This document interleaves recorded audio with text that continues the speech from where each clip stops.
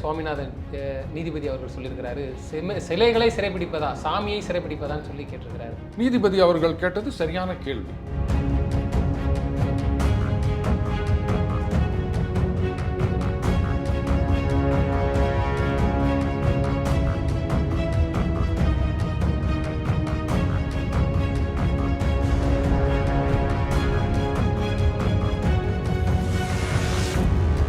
தீண்டாமை ஒழிப்ப உங்களால இம்ப்ளிமெண்ட் பண்ண முடியல, நீங்க கோவிலை இழுத்து மூடுறீங்க அப்படின்னு சொன்னா சமூக நீதிக்கான அரசு திராவிட மாடல்னு தயவு செஞ்சு பேசாதீங்க. அமைச்சர் சேகர் பாபு அவர்கள் முருகருக்கு பெருவிழா நடத்தி மாநாடு நடத்த போறாரு. இப்ப இந்த முருகன் மாநாடு நடத்த வேண்டிய அவசியம் என்ன?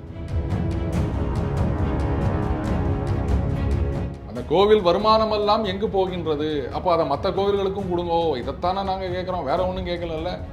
இப்போ கோவில்களை இந்த இந்து அறநிலையத்துறைன்னு ஒன்று இல்லவே இல்லைன்னு வச்சுக்கோங்களேன், யாரும் அவங்ககிட்ட போய் கேட்க போகிறது கிடையாது, கேட்கறது நியாயமும் கிடையாது. இந்த மாதிரி இந்த கோயில்களுக்கெல்லாம் ஒன்றுமே இல்லை, வருமானமே இல்லை, பூஜைக்கே வழி இல்லை, அதுக்கு ஏதாவது பண்ணுங்க அப்படின்னு யாரும் கேட்க முடியாது. ஆனால் அந்த இந்து அறநிலையத்துறை அப்படின்னு இந்த இந்து சமயத்துக்கு மட்டும் ஒரு துறையை வைத்துக்கொண்டு அப்போ பண்ணும்போது கேள்வி கேட்போமா மாட்டோமா?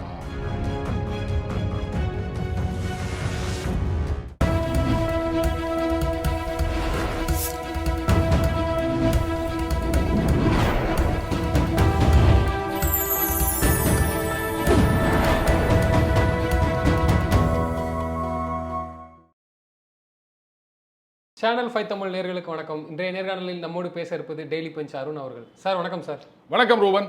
மதுரை கிளையின் சுவாமிநாதன் நீதிபதி அவர்கள் சொல்லியிருக்கிறாரு, சிலைகளை சிறைப்பிடிப்பதா சாமியை சிறைப்பிடிப்பதான்னு சொல்லி கேட்டிருக்கிறாரு. கலவரம் நடத்துகிற பேரை வச்சுக்கிட்டு நீங்க கோயிலை பூட்டுவதெல்லாம் தப்பு அப்படிங்கிறாரு. நீதிபதி அவர்கள் கேட்டது சரியான கேள்வி. இப்போ இங்க சமீபத்தில் பார்த்தீங்கன்னா திருவள்ளூர் மாவட்டம் கும்மிடிப்பூண்டி வட்டம் வழுதலம்பேடு கிராமத்தில் ஒரு அம்மன் கோவில் நினைக்கிறேன். அதில் பார்த்தீங்கன்னா முதல்ல கும்பாபிஷேகம் பல வருடங்கள் முன்னாடி 12-13 வருஷத்துக்கு முன்னாடி நடக்கும்போது பிரச்சனை ஆகி கோவில் பூட்டப்பட்டு மறுபடியும் திறந்து எல்லாம் நடந்ததுங்க. இப்போ மறுபடியும் கும்பாபிஷேகம் பண்ணணும் அப்படின்னு சொல்லும்போது பட்டியல் இனத்தவர்களை உள்ள விடக்கூடாது அப்படின்னு சொல்லி அதுக்கப்புறம் காவல்துறை மற்ற அதிகாரிகள்லாம் பேச்சுவார்த்தை நடத்தி காலையில் மற்றவங்க சாமி கும்பிட்டு போயிட்டோம், மத்தியானம் பட்டியல் இனத்தவர்கள் வரட்டும் அப்படின்னு சொல்லிட்டு எல்லாம் உடன்பாடெல்லாம் ஏற்பாடு ஆகிட்டு அதுக்கப்புறம் காலையில் ஒருத்தங்க சாமி கும்பிட்டு போயிட்டாங்க. மத்தியானம் இவங்க போனோம் அப்படின்னு சொல்லும்போது நீங்கள் பட்டா நிலத்தில் வரீங்க, நாங்கள் வழி விட மாட்டோம் அப்படின்னு சொல்லி இப்போ அந்த கோவில் இழுத்து மூடப்பட்டது அப்படின்னு ஒரு செய்தி வந்திருக்குதுங்க. நான் ஒன்று கேட்குறேன், இதுக்கு பேர் தீண்டாமையா இல்லையா? எங்களோட மற்றவங்க சாமி கும்பிடக்கூடாது அப்படின்னு சொன்னா அதுக்கு பேர் என்ன ரூபன்? இதை பார்த்துட்டு ஒரு அரசாங்கம் சும்மா இருக்கணுமா? அப்போ மக்களிடத்துல சமூக நீதியை தீண்டாமை ஒழிப்ப உங்களால இம்ப்ளிமெண்ட் பண்ண முடியல, நீங்க கோவிலை இழுத்து மூடுறீங்க அப்படின்னு சொன்னா சமூக நீதிக்கான அரசு திராவிட மாடல்னு தயவு செஞ்சு பேசாதீங்க. பிரச்சனை வருதுங்கிறதுனால அதை பொதுவா அப்ப யாருக்கும் வேண்டாம்னு முடியும். அப்ப சமூக நீதி பத்தி பேசாதீங்க நான் சொல்றேன். பிரச்சனை வருது அப்படின்னு சொன்னா அப்ப உடனே கோவில் இழுத்து மூடிடுவீங்களா? இப்போ ஒரு தரப்பினர் ஊர்வலம் போறோம்னு கேட்குறாங்க, பிரச்சனை வரும்னு சொன்னா அந்த தெருவியை இழுத்து மூடிடுவீங்களா? நீங்க என்னங்க பேசுறீங்க? நீங்க அதை சமாளிக்கணும். இப்போ எனக்கு இது மட்டும் பதில் சொல்லுங்க. இந்த மாதிரி நாங்கள் சாமி கும்பிடும்போது ரூபன் சாமி கும்பிடக்கூடாது அப்படின்னு நான் சொன்னேன்னா அதுக்கு பேர் என்னங்க? தீண்டாமையா இல்லையா? அப்போ அதுக்கான சட்டப்பிரிவு என்ன எனக்கு சொல்லுங்க. இப்போ பட்டா நிலத்தில் என்னுடைய சொந்த நிலத்தில் இன்னொருத்தர் வரக்கூடாது அப்படின்னு நான் சொல்கிறேன்னா அது ஓகே, ஏன்னாலும் என்னுடைய உரிமை யாரும் வரக்கூடாதுன்னு. இப்போ கேள்வி என்னன்னா, அப்போ அந்த கோவிலுக்கு போவதற்கான வழி என்ன? அந்த பட்டா நிலத்தின் வழியாகத்தான் அந்த கோவிலுக்கு போகணும் அப்படின்னு சொன்னால் அப்போ இந்த பொது வழி அப்படின்ற ஒரு கான்செப்ட் இருக்கு. இப்போ நம்ம இந்த மனை பிரிவிலேயே கூட பார்த்தீங்கன்னா சில பேர் வழி இல்லாமல் மாட்டிப்பாங்க. அப்போ அந்த மனைக்கு அப்ரோச் ரோடு இல்லை அப்படின்னும் போது இந்த பக்கம் இவங்க வழி விட்டுத்தான் ஆனோம் அப்படின்னு நம்ம பேசி ஒரு முடிவு பண்ணுறோம் இல்லையா? ஏன்னா லேண்ட் லாக்கடாக இருக்கும்போது அவன் என்ன மேலே என்ன குதிப்பான் ஹெலிகாப்டர்லேருந்து அந்த மாதிரி. அப்போ அந்த கோவிலுக்கு போவதற்கு வேற வழி இல்லை அப்படின்னு சொன்னா அப்போ இது பொது வழி அப்படின்றத இது பண்ணணும். மற்றவங்களாம் எந்த வழியா வந்தாங்க அப்படின்றத பார்க்கணும். அப்போ மற்றவங்களுக்கெல்லாம் அந்த வழி திறந்து இருக்கின்றது, இவர்களுக்கு மட்டும் திறக்கவில்லை அப்படின்னு சொன்னா அப்போ இதுக்கு பேர் தீண்டாமை இல்லையா? அப்போ தீண்டாமை அப்படின்னா என்ன செக்ஷன்ல டீல் பண்ணணும்? எனக்கு புரியல. அங்க என்ன நடக்குது அப்படின்றத அரசு விளக்க வேண்டும். ஆனா அதை விட்டுட்டு கோவிலை இழுத்து மூடுவேன் அப்படின்னா இதைத்தான் நீதிபதி அவர்கள் கேட்டிருக்காரு. அதாவது பிரச்சனை அந்த காஸ் என்னவோ காரணம் யாருக்காண்டியோ அதை இழுத்து மூடுறாங்களா? 2 விதமான கியூர் சொல்லுவாங்க. டயக்னாஸ்டிக் கியூர் ஒன்று, சிம்டமேட்டிக் கியூர் ஒன்று. அந்த வியாதிக்கான காரணம் தெரியலனா உங்களுக்கு என்ன சிம்டமோ அதுக்கு முதல்ல ட்ரீட்மெண்ட் பண்ணுவாங்க. அதுக்கப்புறம் டெஸ்ட் எல்லாம் எடுத்து டயக்னாஸ் பண்ணி என்ன வியாதின்னு கண்டுபிடிச்சி கியூர் பண்ணுவாங்க. இப்போ இங்க அந்த டயக்னாஸ் பண்ணாங்களா, என்ன பிரச்சனை, ஏன் வந்து அவங்களால அந்த வழியில் போக முடியல? அது வந்து பட்டா நிலம், கரெக்ட்.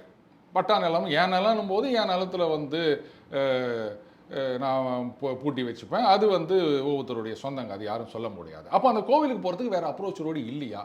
என்ன ஆச்சு, என்ன காரணம், இதெல்லாம் கண்டுபிடிக்கணும்ல. இதுதானே டயக்னாஸ்டிக் கியூர் அப்படின்றது. அவங்க சொல்றது என்னன்னா, ஒரு ஊரில் ஒரு கோயில் இருக்குது, 2 பிரிவினருக்கும் அங்கே பிரச்சனைங்கிற போது அந்த கோயிலை பூட்டி வச்சுட்டா அந்த கலவரம் நடக்கலை. பிரச்சனை எதனால?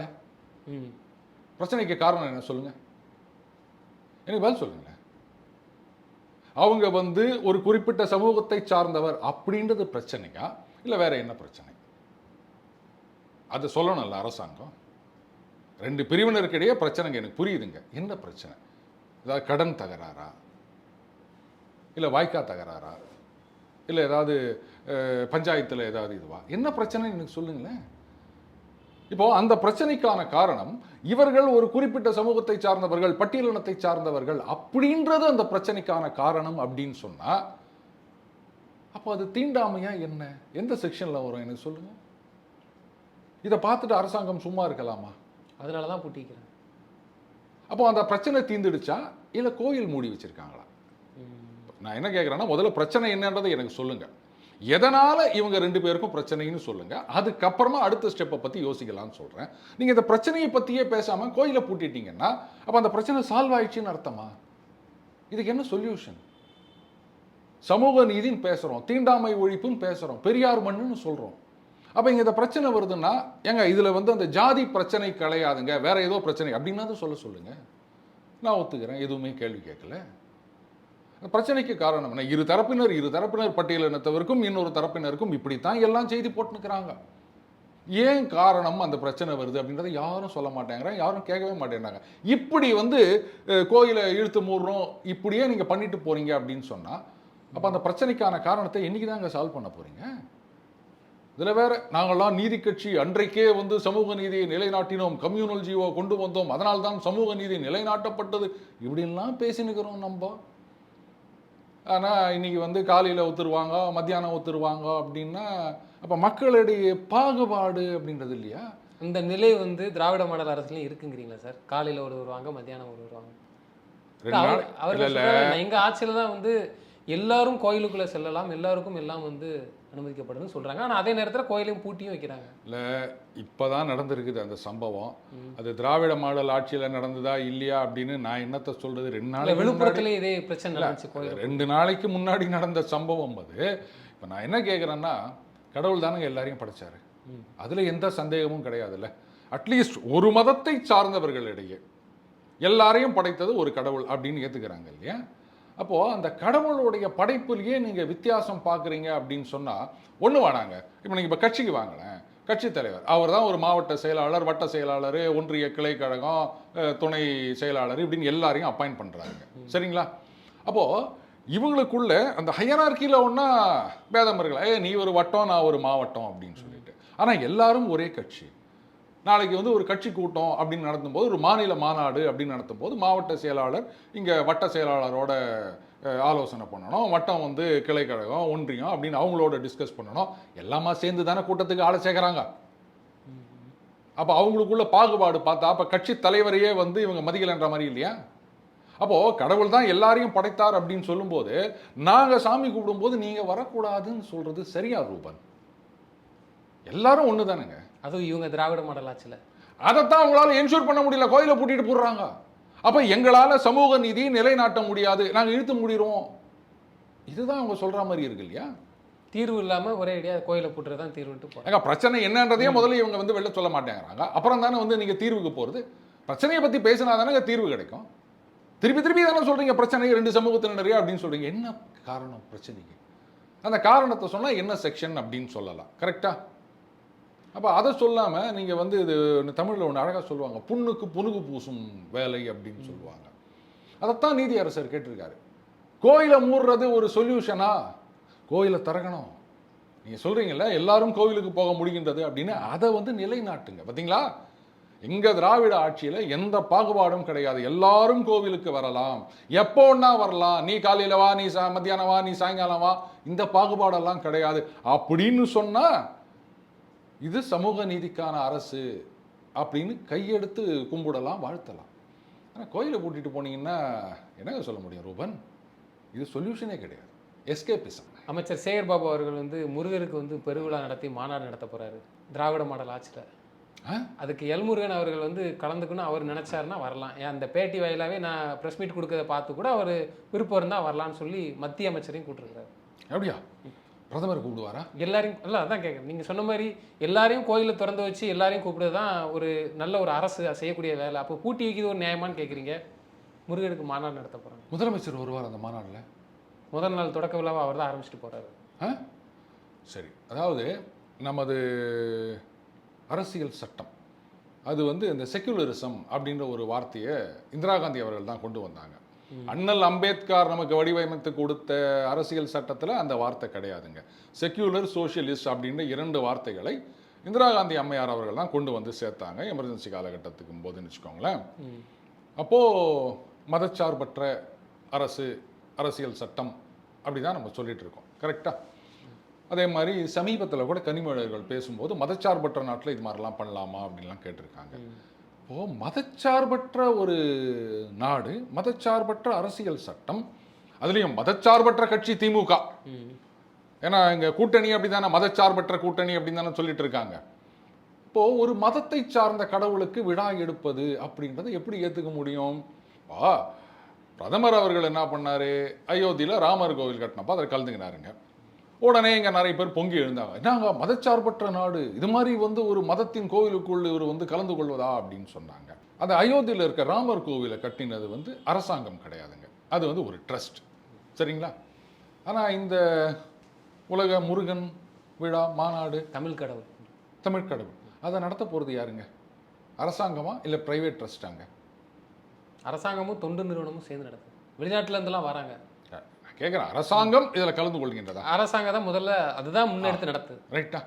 இப்போ நான் ஒன்று கேட்குறேன், நாளைக்கு வந்து மத்திய அரசாங்கம், சரி உங்கள் பாணியில் சொல்லணும் அப்படின்னா ஒன்றிய அரசாங்கம், நாங்கள் வந்து 2024 சிவபெருமானுக்கு ஒரு விழா எடுக்க போகின்றோம், 2025 வந்து பெருமாளுக்கு ஒரு விழா எடுக்க போகின்றோம், அதில் வந்து எல்லா மாநில முதல்வர்களும் கலந்து கொள்ளணும் அப்படின்னு சொன்னால் இங்கே இருக்கிற மதச்சார்பற்றவாதிகள் ஒத்துப்பாங்களா, கலந்துப்பாங்களா? ஒரு மதச்சார்பற்ற அரசு வந்து இந்த மாதிரி ஒரு மதத்தின் கடவுளுக்கு விழா எடுப்பதா அப்படின்னு அப்படியே தொண்டை நரம்பு புடைக்க கேட்க மாட்டாங்க? இது ஏன் யாரும் கேட்க மாட்டேன்றாங்க? சரி, இன்னைக்கு வந்து தமிழ் கடவுள் முருகன் அப்படின்னு சொல்றீங்க, விழா எடுக்கிறீங்க, மற்ற மதத்தை சார்ந்த கடவுள் அவங்களுக்கும் ஏதாவது விழா இருந்ததுன்னா அதையும் இவங்க செலிப்ரேட் பண்ணுவாங்களா? எனக்கு அது பதில் சொல்லுங்க. ஏதோ ஒரு சில மதங்களுக்கு ஆகுது, நான் சொல்றேன். கிறிஸ்துமஸ் விழாவுக்கு வந்து முதல்வரே போய் அந்த விழாவை வந்து ஆரம்பிச்சாங்க. கிறிஸ்துமஸ் விழா அப்படின்றது பார்த்தீங்கன்னா சில பேர் விழா கொண்டாடுவாங்க, அதில் போய் நம்ம கலந்துக்கிறோம், இது கட்சி சார்பில் நடக்கும். நான் கேட்குறது அரசு சார்பில் நீங்கள் விழா எடுப்பீங்களா அப்படின்னு கேட்குறேன். உதாரணத்துக்கு இப்போ புத்த மதம் அப்படின்னு எடுத்துக்கோங்களேன், புத்த பூர்ணிமா சொல்லப்போனால் இங்கே புத்திஸ்ட் டூரிஸ்ட் அப்படின்னு நிறைய பேர் வராங்க, அது அந்த புத்துகையா அந்த மாதிரி இடத்துக்கெல்லாம் போகிறாங்க அப்படின்னு வச்சுக்கோங்களேன். அப்போ ஒன்று செய்யுங்க, புத்த பூர்ணிமா வந்து அரசு விழாவாக எடுப்போம், உலக புத்த மாநாடு அப்படின்னு ஏதாவது செய்வாங்களா? ஏன் நீங்கள் வந்து இப்படி தமிழ் கடவுள் அப்படின்ட்டு முருகனுக்கு மட்டும் மாநாடு எடுக்கிறீங்க? மதச்சார்பற்ற அரசு, முருகன் கடவுள் தானே, அதை ஒத்துக்கிறீங்கல்ல? சரி, அவர் வந்து இந்து மதத்தின் கடவுள் தானே, அதில் எந்த சந்தேகமும் கிடையாதுல்ல? இப்போ மதச்சார்பற்ற அரசு வந்து எப்படிங்க ஒரு மதத்தோட கடவுளுக்கு வந்து விழா எடுப்பது அப்படின்றது? சரி, அப்போ வந்து நீங்கள் முருகனுக்கு விழா எடுக்கிறீங்க, முதல் நாள் வந்து முதல்வர் கலந்துக்க போகிறார் அப்படின்னு சொல்கிறீங்க, அப்போ கந்த சஷ்டி சூரசம்ஹாரம் அப்போல்லாம் வந்து பால் பாக்கெட்டில் அந்த வாழ்த்து போட்டு அனுப்புவாங்களா? இல்லை, முருகனுக்கான அந்த விசேஷ நாட்கள் வரும்போது அதையெல்லாம் வந்து பால் பாக்கெட்டில் ஏதாவது போடுவாங்களா? இல்லை பால் பாக்கெட்டில் போடாட்டா கூட ஒரே ஒரு வாழ்த்து செய்தியாவது சொல்லுவாங்களா? இல்லை இந்த தமிழ் கடவுள் முருகனுடைய அண்ணன் அந்த விநாயகர், முழுமுதற் கடவுள் கணபதி, அவருடைய விநாயகர் சதுர்த்தி அன்னைக்கு வந்து முதலமைச்சர் வாழ்த்து சொல்லுவாரா? இல்லை, போன சட்டமன்ற எலெக்ஷனுக்கு வந்து வேலையே கையில் எடுத்து நாங்கள் இந்துக்களுக்கு எதிரானவர்கள் அல்லன்னு கூட சொல்லியிருக்காரு. ஜெயிக்கிறதுக்கு முன்னாடி, ஆட்சிக்கு வரதுக்கு முன்னாடி. நான் கேட்குறது ஆட்சிக்கு வந்த பின்னாடி, அடுத்த தேர்தலுக்கான மாநாடு. பாருங்க, நீங்கள் கட்சி தலைவரா என்ன வேணா செஞ்சுட்டு போகலாம், உங்களை யாரும் எதுவும் கேட்க முடியாது, இது எங்கள் கட்சி கொள்கைன்னு சொல்லலாம். முதலமைச்சர்னு வந்த பிறகு ஓட்டு போட்டவங்க, உங்களுக்கு எதிராக ஓட்டு போட்டவங்க, ஓட்டு போடாமல் வீட்லேயே உக்காந்திக்கினவங்க எல்லாருக்கும் நீங்கள் தான் முதலமைச்சர், நீங்கள் தான் பிரதம மந்திரி, நீங்கள் தான் ஜனாதிபதி. அதை நீங்கள் ஒத்துக்கிறீங்களா? அப்படி ஒத்துக்கும் போது அப்போ எல்லாத்துக்கும் வந்து நீங்கள் வாழ்த்து சொல்லணுமா வேணாமா? அது என்ன, நாங்கள் இந்த பண்டிகைகள்லாம் வாழ்த்து சொல்ல மாட்டோம், அந்த பண்டிகைகளுக்கு மட்டும் வாழ்த்து சொல்லுவோம் அப்படின்னா என்னங்க அவங்க மதச்சார்பற்ற தன்மை? ஒன்றுமே புரியலையே. ஒரு லாஜிக் இல்லை, கன்சிஸ்டன்சி இல்லை, ஏராளமான கான்ட்ரடிக்ஷன்ஸ் இருக்குது. எப்படி எக்ஸ்பிளைன் பண்ணுவீங்க நீங்கள்? எனக்கு சொல்லுங்கள். இப்போ இந்த முருகன் மாநாடு நடத்த வேண்டிய அவசியம் என்ன? எனக்கு அது பதில் சொல்லுங்கள். மக்கள் கேட்டாங்களா? எத்தனையோ கோவிலில் ஒரு கால பூஜைக்கு கூட வழி இல்லாமல் இருக்குதுங்க. அதையெல்லாம் பண்ணலாம்ல? பண்ணிட்டு தானே இருக்காங்க. குடமுழுக்கு விழா, குடமுழுக்கு விழாலாம் வந்து நல்ல நிலையில் இருக்கிற கோவில்களுக்கு அன்னதானம் வந்து எப்படி நான் சொன்ன மாதிரி இந்த ஒரு கால பூஜை அந்த மாதிரி கோவில்களில் சில பண்றாங்களா? கோயில்களில் டெய்லி அன்னதானம் வழங்கும் இதுவும் பண்ணுறாங்க. நான் கேட்குற கேள்வி, வசதி இல்லாமல் வருமானம் இல்லாத கோவில்கள் எத்தனையோ ஆயிரக்கணக்கான கோவில்கள் இருக்கின்றன. அந்த கோவில்களுக்கு என்ன பண்ணீங்கன்னு நான் கேட்குறேன். நீங்கள் வந்து நல்ல ஜனம் நிறைய வர கோவில், பிரபலமான கோவில்கள், அதை விட்டுருங்க. தமிழ்நாட்டில் வந்து எத்தனை ஆயிரக்கணக்கான கோயில்களுக்கு எடுத்துகிட்டு 30,000 34,000 கோயிலோ இன்னும் இருக்குது அப்படின்னு சொல்கிறோம். இந்தியாவிலேயே அதிக கோயில்கள் கொண்ட மாநிலமும் தமிழ்நாடு. கரெக்டாக. அப்போது இதுலேயே ஜன நடமாட்டம் இல்லாத ஆனால் பழங்கால கோயில்கள், கிராமத்தில் இருக்க கோயில்கள், இதெல்லாம் எத்தனை ஆயிரம் இருக்குது தம்பி. அதையெல்லாம் சரி பண்ணுங்களேன். அரசுக்கு எந்த கோயிலில் வருமானம் வருதோ அதில் தானே சார் பண்ணுவோம். அப்படி பண்ணாங்க. அப்படியா?